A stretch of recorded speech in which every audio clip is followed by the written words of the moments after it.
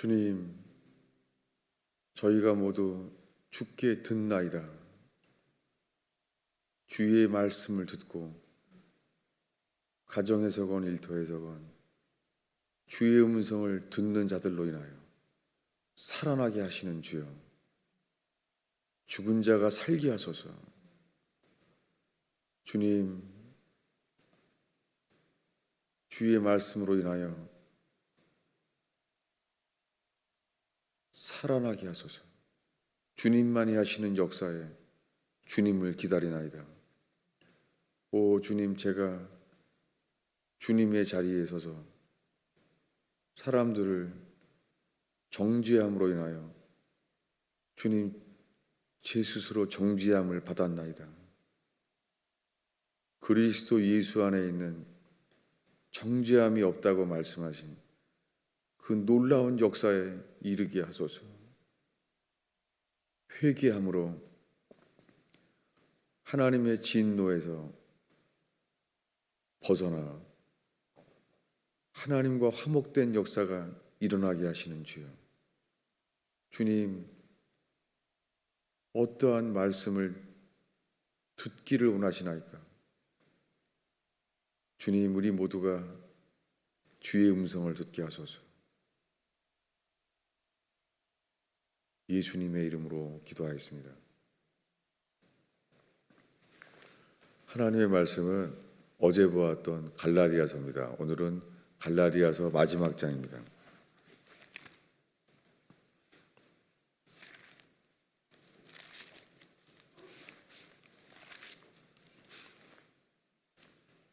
갈라디아서 6장 15절입니다.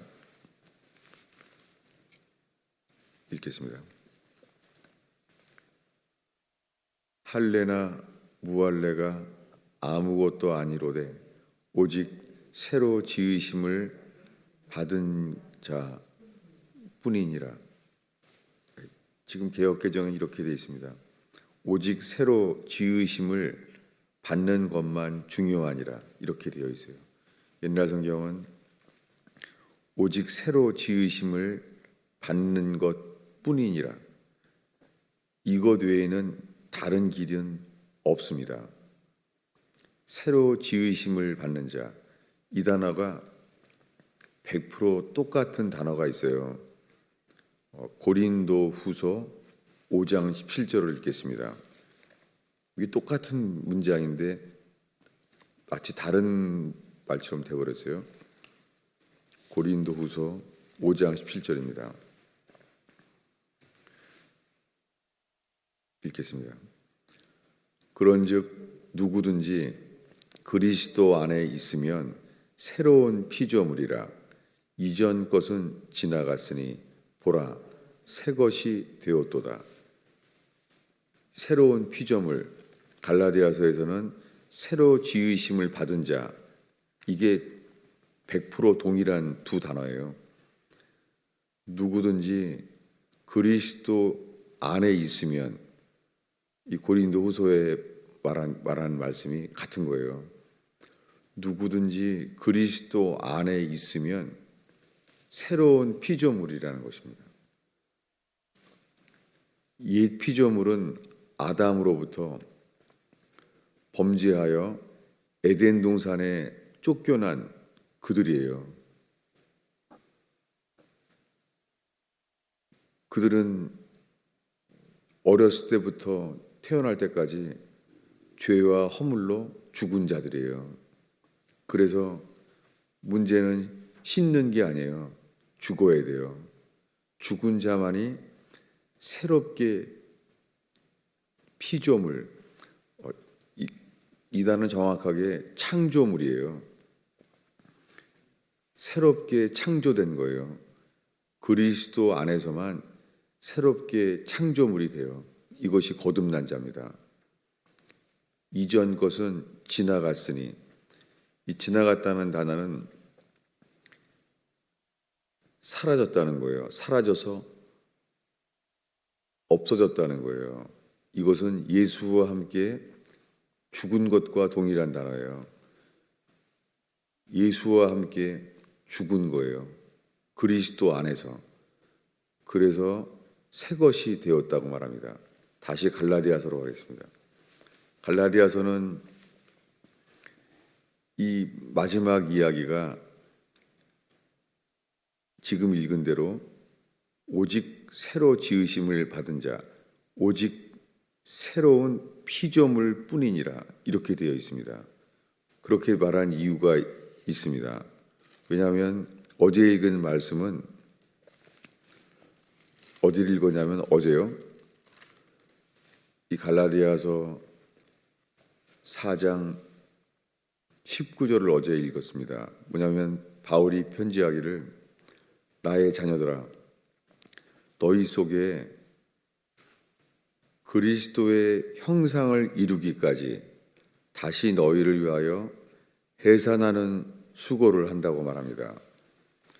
이것이 뭐냐면 복음으로 나는 너를 낳았다. 그렇게 말씀하고 있는 거예요. 이 갈라디아서는 사도 바울이 로마에 압송되어서 로마에서 이 갈라디아 교인들에게 편지한 거예요. 이제 사도 바울은 죽을 날이 얼마 안 남았어요. 그때 로마에서 이 압송된 죄수로서 사도 바울이 갈라디아 교인들에게 쓰는 거예요. 그는 갈라디아라 그러는 소아시아에 있는 이 조그만 마을에 살고 있는 그리스도인들을 지금 로마 감옥에서 기억하고 있는 거예요. 그러면서 그들에게 이 복음을 쓰고 있습니다. 이 갈라디아서의 시작은 이렇습니다. 갈라디아서 1장입니다.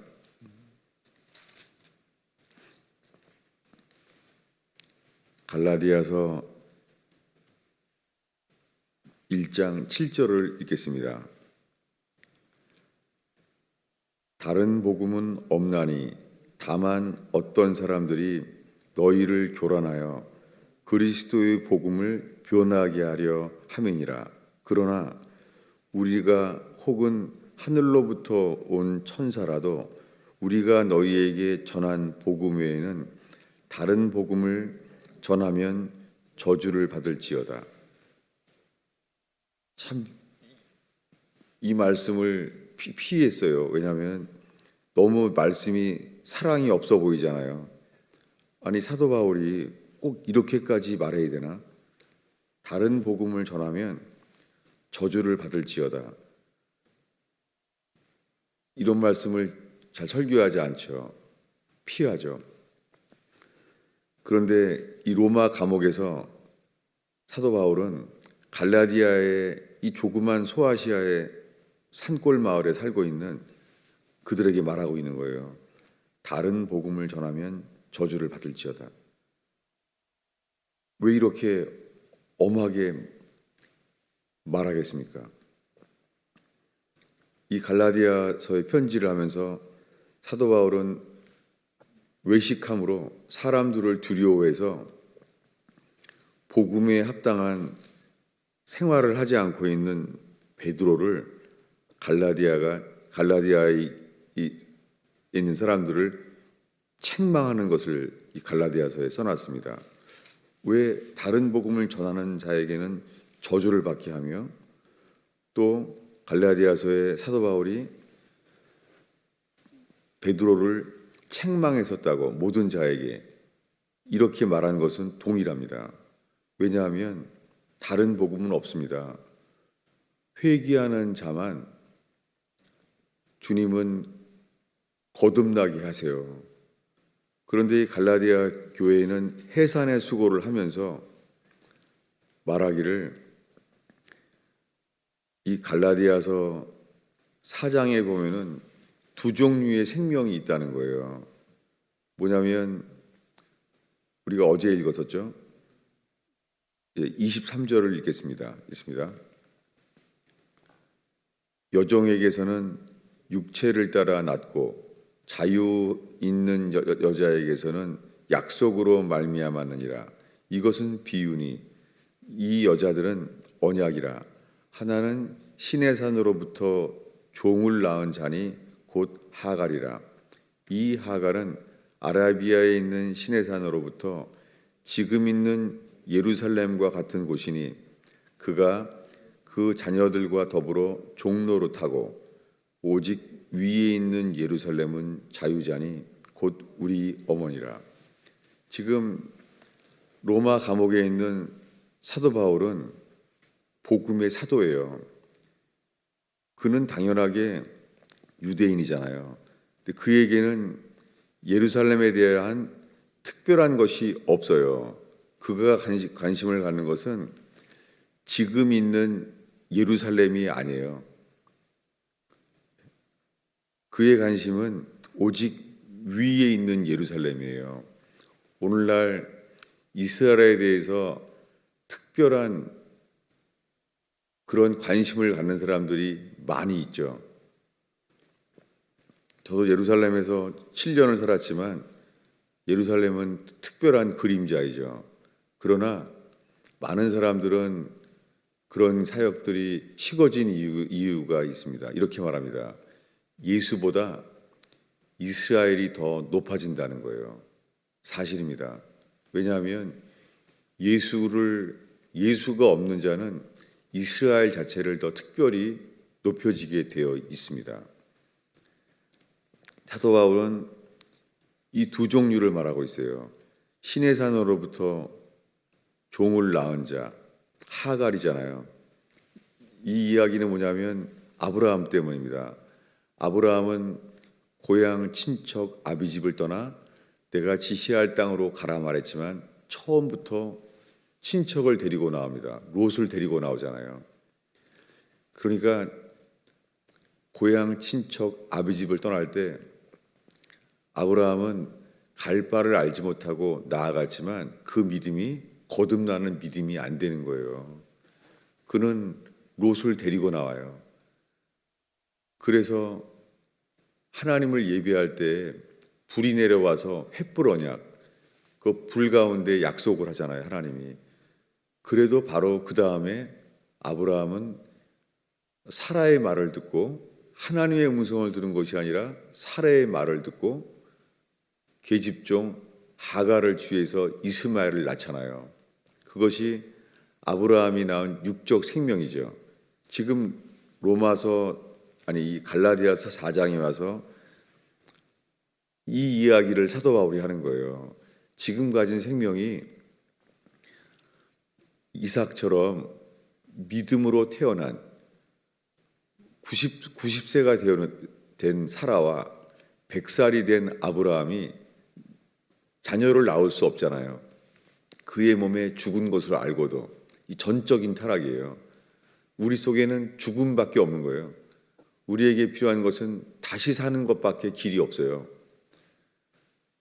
이때 그는 웃었잖아요. 그는 웃으면서 말하기를 이스마엘이나 하나님 앞에서 살게 하소서. 내가 100살이 되었거늘 사라가 90살이 되었는데 내가 어찌 자녀를 낳으리요. 그는 여호와를 믿죠. 근데 여호와를 음성으로 대화를 한다고 그 믿음이 이 약속을 믿는 믿음은 아니에요. 지금 수많은 사람들이 이 상태에 있어요.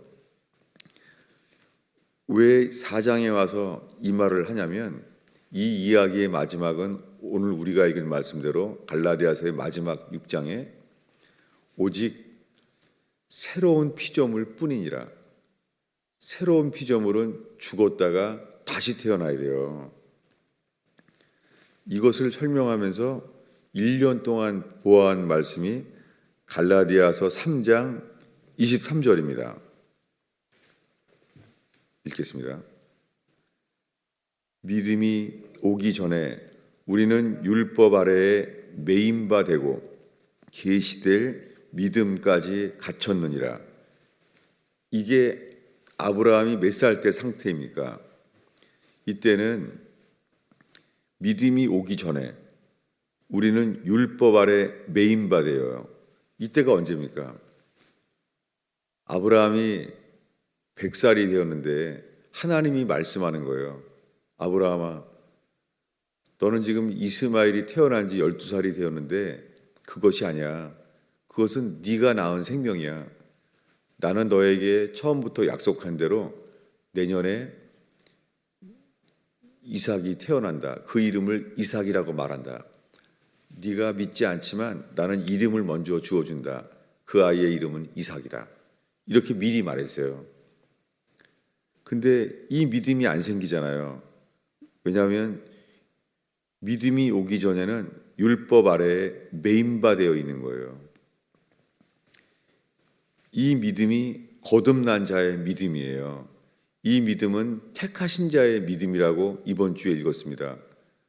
왜 이것을 계속 반복하냐면 오늘날 우리가 예수님이 하나님의 아들임을 믿기만 하면 그 믿음이 다 자신은 이 믿음이 있기 때문에 의롭다 하심을 얻었고 거듭난 줄로 여기는 다른 복음이 온 땅에 퍼져 있어요. 그래서 이 말을 수없이 지금 반복하는 거예요. 저도 예수가 하나님의 아들임을 믿기만 하면 다 그것이 의롭다 하심을 얻은 줄로 믿고 살아왔어요. 그런데 그것이 거듭난 것이 아니에요. 우리의 현실은 이스마엘이 자라는 거예요. 그래서 우리의 열매는 육신의 열매를 맺는 거예요. 율법 아래 매여 있는 거예요. 이것은 계시될 믿음까지 갇혀 있어요. 이것이 회개해서 거듭나게 되는 시점이에요. 회개해야지만 이 일이 일어나요. 사람이 거듭나지는 거예요.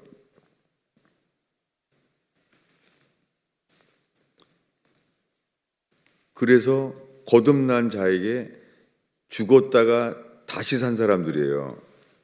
오늘의 마지막 구절입니다. 갈라디아서 6장의 14절입니다. 읽겠습니다. 그러나 내게는 우리 주 예수 그리스도의 십자가 외에는 결코 자랑할 것이 없으니 그리스도로 말미암아 세상이 나를 대하여 십자가에 못 박히고 내가 또한 세상에 대하여 그러하니라. 이것이 없이는 거듭날 수가 없어요. 세상에 대하여 십자가에 못 박혀 죽어야 돼요. 우리가 주인인 사람, 예수 믿은 지는 너무너무 오래됐죠. 중학교 때부터. 그런데 분명히 제 속에 하나님을 거역하고 하나님을 따르는 것이 불안에 떨던 죄가 있어요. 예수님 믿다가는 좋은 대학도 못 갈까 봐. 예수님 믿다가는 내가 하고 싶은 세상에 내가 하고 싶은 일을 하지 못할까 봐 늘 불안했어요. 사실은 속으로 세상을 사랑하는 거죠. 그런데도 평생을 저는 교회에서 예수 잘 믿는 학생으로 칭찬받았어요. 교회 생활은 열심히 했어요. 그러나 그 교회 생활은 부담 없는 거죠. 전부가 아니었습니다. 늘 불안했어요. 주님이 원하지 않는 결혼이나 연애를 인도하면 어떡하나 늘 불안했어요. 저는 평생을 예수 믿었지만 저 자신이 주인이었고 신이었습니다. 지금 이 말씀에 십자가에 못 박힌 사람, 그리스도로 말미암아 세상에 대하여 십자가에 못 박혔다는 것은 죽었다는 거잖아요. 어떤 사람이 예수와 함께 죽습니까? 그것은 뭐냐면 내 속에는 문둥병자처럼 내 속에는 선한 것이 하나도 없는 거예요. 내가 하는 모든 일이 착해 보이는 일, 세상 사람들이 보이기에는 착해 보이는 일도 우리가 알아요. 그것이 주를 위한 게 아니라 나를 위한 거예요. 주님이 받을 만한 열매가 없는 거예요. 내가 주인이기 때문에. 이러한 우리는 죽기 전에는 다시 살 수가 없어요. 이럴 때에 예수께서 우리가 지은 모든 죄로 인하여 그분은 우리의 죄가 되셨어요. 그래서 채찍질 당하시고 손과 발에 못 박혀 죽었어요. 손과 발에 못 박히는 순간 그 죽음보다 더한 고통 속에서 죽는 순간까지, 숨을 거두는 순간까지 죽음의 고통을 당하셨어요. 우리 죄 때문에. 그렇게 하나님의 아들 예수 그리스도가 완전히 우리의 죄가 되셨어요. 내가 죽을 죄인이라는 것을 깨닫는 것과 전적인 타락을, 예수님이 완전히 죄가 되었다는 것은 동일합니다. 그럴 때 우리가 십자가에 못 박히신 예수님과 함께, 예수와 함께 죽는 거예요. 그럴 때 예수님이 3일 만에 부활하신 것 똑같이 예수가 십자가에서 우리의 죄가 되어 죽으신 것처럼 예수님이 우리의 의가 되어서 부활하셨어요. 이것은 예수와 연합된 자에게만 이 일이 일어나요. 평생 교회 다녀도 이 일은 일어나지 않아요. 평생 이스마엘이 자랄 뿐이에요. 그러니까 새로운 피조물로 예수님과 함께 죽었다가 십자가에 못 박혀 예수와 함께 죽어서 이 일이 어떻게 일어나요?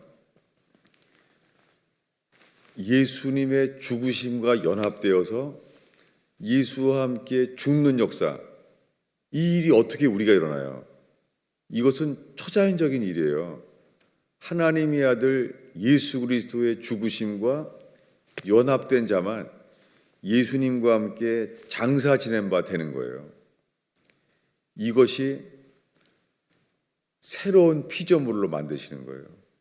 이것이 하나님 나라의 예수의 피로 산 교회예요. 이것을 얻을 때에서 세상 것을 구할 리가 없습니다.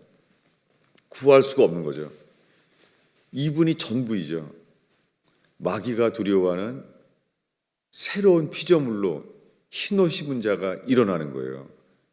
흰옷을 입은 자, 그것은 죽어서 가게 될 그 나라를 우리의 존재에서 맛보게 되는 것이죠.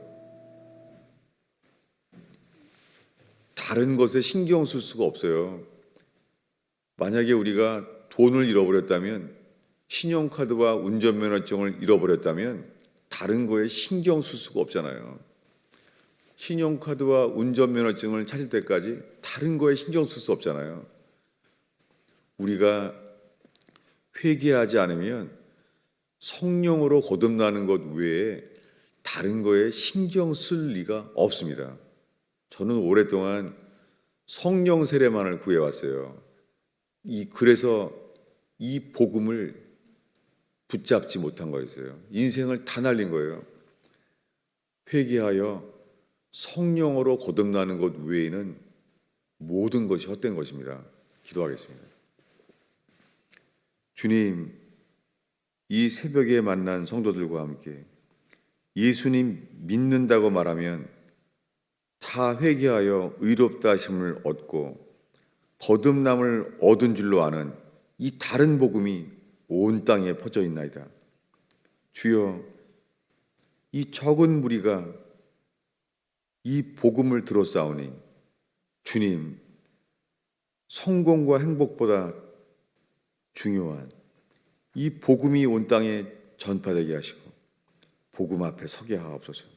예수와 함께 죽는 자, 예수의 부활하심으로 다시 살게 되는 역사가 일어나게 하소서. 예수님의 이름으로 기도하였습니다.